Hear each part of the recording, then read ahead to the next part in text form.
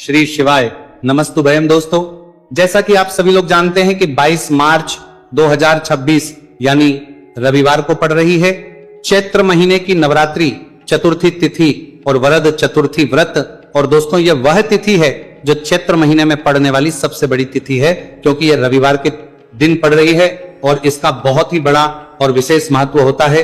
पूज्य गुरु जी ने कहा है कि अगर कभी भी मौका लग जाए और चैत्र महीने की चतुर्थी तिथि रविवार को पड़ जाए तो आप लोगों को 7 चावल के दाने वाला उपाय तो अवश्य ही करना चाहिए। इन दोनों का संयोग बहुत कम आता है।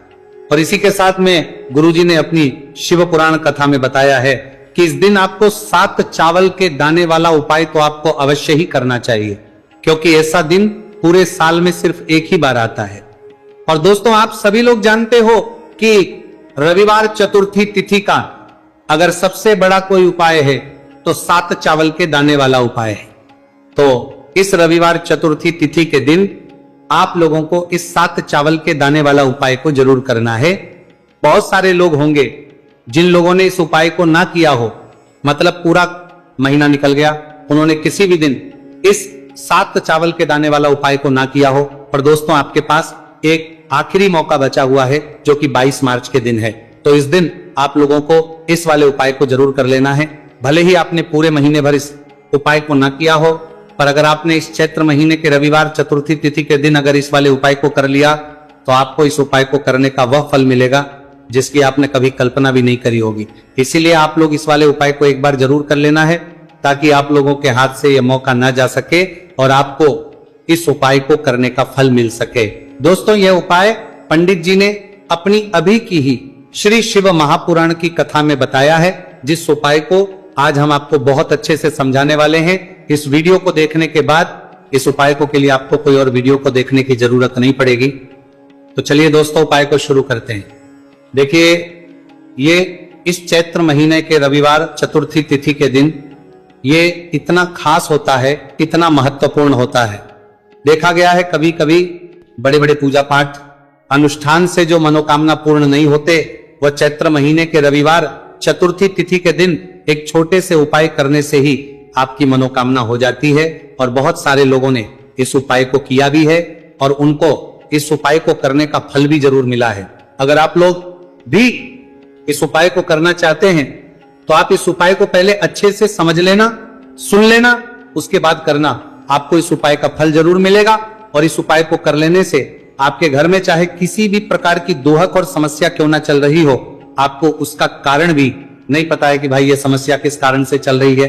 कुछ भी कारण हो सकता है, जैसे पितृदोष हो सकता है या किसी भी तरह का मंगल दोष भी हो सकता है। तो इस दिन आप लोगों को ये वाला उपाय कर लेना है। ये एक ऐसा उपाय है जिस उपाय को अगर किसी विशेष दिन पर किया जाए तो भाई उस विशेष दिन का जो है वह तो हमें मिलता ही मिलता है, पर हमने उस दिन पर इस उपाय को किया है तो हमें उससे भी बड़ा फल मिलता है, और फल बहुत जल्दी मिलता है, क्योंकि आप इस उपाय को बहुत ही बड़े और विशेष दिन पर कर रहे हो।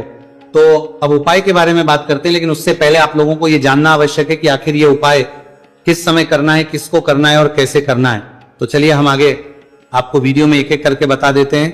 लेकिन उससे पहले अगर आप लोग हमारे चैनल पर पहली बार आए हैं या फिर मेरी आवाज आज पहली बार सुन रहे हैं तो हमारे चैनल सनातन धर्म का संसार को सब्सक्राइब जरूर कर लेना और इस वीडियो को लाइक करके कमेंट बॉक्स में श्री शिवाय नमस्तुभयम ओम नमः शिवाय जरूर टाइप कर दें। तो दोस्तों, इस 7 चावल के दाने वाला उपाय को हमें इस रविवार चतुर्थी तिथि के दिन कैसे करना है, किसको करना है, किस समय करना है और कहां पर करना है, ये सारे सवालों के जवाब आपको इस वीडियो में मिल जाएंगे। और जो ये वीडियो देखेगा भाई उसको 7 चावल के दाने वाला उपाय जरूर करना चाहिए, क्योंकि इस दिन एक चावल के दाने का भी बहुत ही बड़ा और विशेष महत्व होता है। और जब बात आ जाए 7 चावल के दाने वाला उपाय की तो ये सोने पर सुहागा वाली बात हो जाती है और ये एक बहुत ही बड़ा उपाय हो जाता है इस रविवार चतुर्थी तिथि का। तो अब दोस्तों, इस 7 चावल के दाने वाला उपाय को आखिर करना किसको है, सबसे पहले हम लोग वो बात जान लेते हैं। तो देखो, घर की जो बड़ी माताएं बहनें होती हैं, उन माताओं बहनों में से कोई भी एक बड़ी माता बहन इस वाले उपाय को कर सकती है। और दोस्तों अगर आप चाहें तो अपने घर में से सभी सदस्यों को भी इस उपाय को सकते हैं। अगर किसी व्यक्ति की खुद की कोई मनोकामना है, खुद की कोई दुख और परेशानी है जो कि वह अपने लिए ही करना चाहता है, इस वाले उपाय को तो वह खुद अपने लिए भी कर सकता है। बाकी अगर कोई घर में से ऐसा है जो कि अपने पूरे घर परिवार की सुख और शांति के लिए ये वाला उपाय करना चाहता है तो भाई वो भी कर सकता है, उसमें भी कोई दिक्कत वाली बात नहीं है। कहने का मतलब यह है कि इस उपाय को हर एक सदस्य भी कर सकता है और पूरे घर परिवार के लिए घर की बड़ी माताओं बहनों में से कोई एक माता बहन भी कर सकती है। माताएं बहनें अगर घर में उपस्थित ना हो या वही वाला उपाय ना कर पा रही हो तो फिर घर का कोई बड़ा सदस्य भी 7 चावल के दाने वाला उपाय को कर सकता है, चाहे फिर वह पुरुष ही क्यों ना हो, उसमें कोई भी दिक्कत वाली बात नहीं है। अब दोस्तों जो अगला प्रश्न निकल कर आता है वो ये आता है इस उपाय को लेकर कि आखिर इस उपाय को हमें किस समय करना है, सुबह के समय करना है कि शाम के समय करना है। तो देखो इस वाले उपाय को आप लोग सुबह के समय भी कर सकते हो और शाम के समय प्रदोष काल में भी कर सकते हो। अब अगर आप पूछो कि भाई सब सबसे उत्तम समय कौन सा रहेगा इस 7 चावल के दाने वाला उपाय को करने का, तो हम आपसे बस यही कहेंगे कि इस उपाय को आप सुबह के समय करेंगे तो ज्यादा बेहतर होगा। बाकी अगर प्रदोष काल शाम के समय भी करेंगे तो भी अच्छा होगा, उसमें कोई भी दिक्कत बात नहीं है। तो अब दोस्तों जो अगली सबसे बड़ी और महत्वपूर्ण बात आती है वह यह आती है कि सुबह अगर हम उपाय को करेंगे तो हमें कितने बजे से लेकर कितने बजे तक के बीच में करना है, और शाम के समय प्रदोष काल में करेंगे तो हमें कितने बजे से लेकर कितने बजे के बीच में करना है।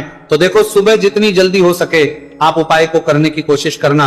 बाकी अगर किसी कारणवश लेट भी हो जाओ, थोड़ी देर भी हो जाए तो 10 या 11 बजे तक भी आप उपाय कर लेना, पर 12 बजे से ज्यादा देरी ना हो, ठीक है, इस बात का ध्यान रखना। उसके बाद में दोस्तों अगर शाम के समय प्रदोष काल की बात करें, प्रदोष काल का जो समय है होता है वो शाम के 6 बजे से शुरू हो जाता है। मतलब शाम के 6 बजे से लेकर 7 बजे के बीच का जो समय होता है यह समय प्रदोष काल का समय होता है। तो आप इस उपाय को 7 या 8 बजे के बीच में भी कर सकते हो। मतलब शाम के 6 बजे से रात 8 बजे के बीच में आप कभी भी इस वाले उपाय को कर सकते हो, उसमें कोई भी दिक्कत वाली बात नहीं है। देखिए दोस्तों एक एक करते हुए हम उपायों को समझेंगे। सबसे पहला उपाय बहुत ही आसान सा उपाय है। देखो यदि आपको ऐसा लगता है कि बाबा आपकी सुन ही नहीं रहे हैं, बाबा आपकी मनोकामना परिपूर्ण कर ही नहीं रहे हैं, आपने कई उपाय कर लिए, कई आप अपनी इच्छाएं महादेव के सामने रख दी, लेकिन आपकी मनोरथ जो है वह परिपूर्ण हो ही नहीं रही है, और आप चाहते हैं कि वह मनोरथ जो आप कई दिनों से बाबा से मांग रहे हैं वह परिपूर्ण हो जाए, तो आपके जीवन के दुख तकलीफ है ये सब दूर हो जाए। देखिए हो सकता है आपके घर में कोई कोर्ट केस चल रहा है या आपके घर में बहुत ज्यादा लड़ाई झगड़े चलते हैं, तो आपके घर में अगर शांति नहीं है, आपके घर में धन की कमी है, धन की वजह से आपके घर में बहुत ज्यादा लड़ाई झगड़े चल रहे हैं, तो आपकी तकलीफ दूर होने वाली है। स्वयं नंदी जी वाला ये विशेष उपाय है। नंदी जी के कान में कुछ बोलना है, नंदी जी के कान में इस प्रकार से बोलना है और आपकी मनोकामना परिपूर्ण हो जाएगी। देखो क्या क्या चीजें को लेनी है, पहले ये समझ लीजिए आपको लेना होगा एक बेलपत्र। बेलपत्र 3 पत्ती होनी चाहिए, कहीं से भी खंडित नहीं होना चाहिए, ठीक है। बेलपत्र के साथ में आपको लेना है पीला चंदन मात्र एक बूंद, छोटी सी टिक्की आपको लगानी है बेलपत्र में, इसीलिए थोड़ा सा ही पीला चंदन आपको लेना है और इस पीले चंदन के अंदर थोड़ा सा जल मिला देना है ताकि गीला हो जाएगा, पेस्ट के रूप में तैयार हो जाएगा। आ गई इतनी बात समझ में। अब आप क्या करना है, आपको साथ में लेना है 7 चावल के दाने। महादेव आप आपका साथ देने वाले हैं इन 7 चावल के धनों से। अब आपको क्या करना है, भगवान शिव के मंदिर में आपको जाना है। नंदी जी बैठे हैं, नंदी जी के पास में मतलब जो पैर उठा हुआ रहता है ना नंदी जी का, उस साइड आपको सीधे साइड आपको बैठना है। इस यहाँ पर जैसे ही बैठोगे यहाँ पर आपको बेलपत्र लेना है और बेलपत्र की जो ये बीच की जो डंडी है यहाँ पर आप मात्र पीले चंदन की एक बिंदी लगा देनी है। पीले चंदन की बिंदी लगा दी। अब ये जो ऊपर वाली जो पत्ती है यहाँ पर एक एक करते हुए 7 चावल आपको रखना है, ठीक है। 7 चावल आपने ऊपर वाली पत्ती पर रख दिए। या देखो एक प्लेट ले जाना, तो प्लेट के ऊपर आप बेलपत्र रख देना, फिर टिक्की लगा देना, फिर उसके बाद आप ये 7 चावल के दाने रख देना, ठीक है। अब आपको क्या करना है, जहां पर आप नंदी जी के वहां पर बैठे हो तो नंदी के कान में आपको आपकी जो भी इच्छा है, जो आप चाहते हैं कि महादेव परिपूर्ण करें, और नंदी जी के कहने पर महादेव आपकी मनोकामना निश्चित तौर पर परिपूर्ण करेंगे। तो आपको क्या करना है, नंदी जी को कान में आपको बोल देना है जो भी आपके दुख तकलीफ है, जो भी आपके कष्ट है वो सब दूर हो जाए। ऐसी आपको कामना करना है। और नंदी जी के कानों में आपको बोल देना है, जो भी आप चीज बोलेंगे वो नंदी जी भगवान शिव से विनय करके बोलेंगे, और नंदी जी की बात भगवान शिव नहीं टालते हैं। और इसीलिए जो भी इच्छा है, आपकी जो भी कामना है, वो आपको विशेष बोलना है और उसके बाद आपको वहां से उठना है। ठीक है, नंदी जी को कान में मनोकामना बोल दी, फिर उठना, फिर उसके बाद भगवान शिव के वहां पर जाना, और ये जो बेलपत्र है, ये बेलपत्र चिकना वाला साइड जो है, और भगवान शिव के शिवलिंग के ऊपर इसे अर्पित कर देना है। अर्पित कैसे करोगे? जो बेलपत्र का जो चिकना वाला साइड है वह नीचे की साइड हो जाना चाहिए। अब से ही आप अर्पित करने जाओगे तो चावल के दाने तो गिर जाएंगे, यानी कि जैसे ही अर्पित करने जाओगे तो भगवान शिव के शिवलिंग के ऊपर चावल के दाने गिर जाएंगे, क्योंकि वह किसी से भी चिपके हुए नहीं है, तो कोई तकलीफ नहीं है। वह जैसे आप अर्पित करोगे, ना भले चावल के दाने भगवान शिव के शिवलिंग पर गिर जाए, वह कोई तकलीफ नहीं है। बस आपको ये जो बेलपत्र है ये आपको उल्टा अर्पित कर देना है, यानी कि जो पीला है भगवान शिव के शिवलिंग पर स्पर्श होना चाहिए, और इस प्रकार से आपको अर्पित कर देना है। डंडी का जो हिस्सा है जलाधारी की तरफ हो जाना चाहिए। बस इतना सा प्यारा सा उपाय एक बार करके देखिए, निश्चित तौर पर महादेव आपकी जो भी मनोरथ है, जो बाबा से आप कई दिनों से मांग रहे हैं, वह निश्चित तौर पर परिपूर्ण हो जाएगी। आ गई इतनी बात समझ में? देखिए, अब हम बात करते हैं दूसरे उपाय की। देखिए, ये उपाय जीवन ऊर्जा का है, रविवार का दिन है और चतुर्थी तिथि है। अगर आपके जीवन में बहुत ज्यादा अंधकार है, अगर आपके घर के जो बच्चे हैं बहुत ज्यादा सोचते हैं, या आपके घर में कोई भी ऐसा व्यक्ति है बहुत ज्यादा सोचता है, डिप्रेशन में रहता है, तनाव उसको है, तो तनाव को मुक्त करने के लिए यह उपाय है। अगर उसके भाग्य में जीवन में तेज की प्राप्ति नहीं है, तेज यानी कि ऊर्जा नहीं है, उदासी रहती है, जीवन में आलस है, तो फिर उस व्यक्ति को यह उपाय करना चाहिए। कोई काम करता भी है तो उसमें सफल नहीं हो पा रहा, तो विशेष ये उपाय उसी व्यक्ति को करना है। देखो, इस उपाय के लिए आपको क्या सामग्री लेना होगी। सबसे पहले तांबे का एक पात्र लेना, उसके अंदर घर से आपको जल भरना है। अब इसी जल के अंदर आपको लाल चंदन डालना है। एक चुटकी डालें, थोड़ा ज्यादा डालें, जितना आपको डालना है आप डालें। लाल चंदन जो होता है वो तेज की वृद्धि करता है। रविवार के दिन लाल चीजों का उपाय करना बेहद शुभ होता है, और हो सके तो लाल रंग के कपड़े पहन करके अगर आप ये उपाय करेंगे ना तो और भी शुभ होगा। ये लाल चंदन मिश्रित जल आपको क्या करना है, आपको जाना है किसी भी बेलपत्र के पेड़ के वहां पर, सुबह से लेकर के शाम तक आप ये उपाय कर सकते हैं। कल रविवार की चतुर्थी तिथि पर सुबह से लेकर के शाम तक आप बेलपत्र के पेड़ के वहां पर जाना, उत्तर मुखी होकर आपके जीवन के अंधकार दूर हो। जो भी आप स्मरण करेंगे, आप लेट उठते हैं, आपसे कोई कार्य बनता नहीं है, आपके जीवन में रोग बहुत ज्यादा है, तो भी आप ये उपाय करेंगे तो आपको उसका स्मरण करना है कि यह समस्या मेरी महादेव आपको दूर करना है। ऐसी कामना करते हुए आपको ये जो जल है श्री शिवाय नमस्तुभ्यम का स्मरण करते हुए ये पूरा जल आपको बेलपत्र के पेड़ की जड़ में आपको अर्पित कर देना है। बहुत ही आसान उपाय है और ये उपाय हर कोई कर सकता है, तो ये मौका आपको गंवाना बिल्कुल भी नहीं। ये हो गया दूसरा उपाय। अब हम बात करते हैं अंतिम उपाय की, तीसरे उपाय की। देखो, ये उपाय बहुत ज्यादा खास है। शिवलिंग पर चढ़ा जल 3 जगह आपको लगाना है, आपके शरीर में, और आपकी बीमारी दूर हो जाएगी।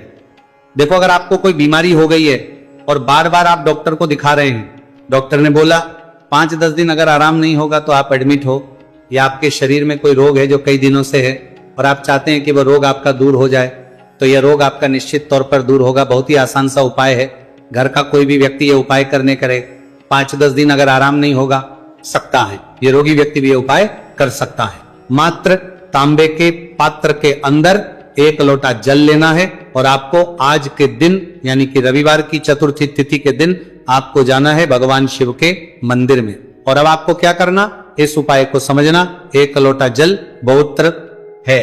अब आपको भगवान शिव के शिवलिंग पर सबसे पहले गणेश जी के स्थान पर, कार्तिकेय जी के स्थान पर, मां माता अशोक सुंदरी वाले स्थान पर, पार्वती माता के हस्तकमल पर, फिर भगवान शिव के शिवलिंग पर आपको अर्पित कर देना है। जैसे ही जल जलाधारी के वहां पर आएगा ना, वह जल आपको झेल लेना है। ठीक है, जल झेल लिया आपने। अब आपको क्या करना है, महादेव से प्रार्थना करना है कि यह बीमारी दूर करने के लिए मैं मेरे घर पर लेकर के जा रहा हूं। इस व्यक्ति को, यह व्यक्ति जो है ये बीमार है, इसकी जो परेशानी है ये आपको दूर करनी है। ऐसी कामना करते हुए आपको घर पर लेकर के आ जाना है। जो भी व्यक्ति बीमार है वह खुद स्वयं उस जल को छुए और उसे 3 जगह लगाना है। एक सबसे पहला नाभि पर लगाना है, शिवलिंग पर जड़ जल। फिर दूसरा जो है मस्तक सिर पर, जहां पर हम तिलक करते हैं ना, बीचों बीच में यहां पर आपको जल लगाना है। और तीसरा जो है सिर पर आपको जल लगाना है। देखो यहां पर एक चीज समझना, जब ना भी पर आप मणिपुर चक्र में आप जल लगाएंगे, थोड़ा सा जल वहां पर लगाना। फिर उसके बाद जब दूसरा आज्ञा चक्र में आप जब जल लगाओगे ना, तो 3 त्रिपुण में दूर होना शुरू हो जाएगी। ये उपाय आप रविवार के दिन कर रहे हो ना, ज्यादा जल लेकर के आना, ताकि आप सोमवार, मंगलवार, बुधवार, गुरुवार, शुक्रवार तक आप ये जल का कर सको। ठीक है, लगातार 5 दिन आपको लगाना है। आपके शरीर में निश्चित तौर पर आराम आपको मिलेगा।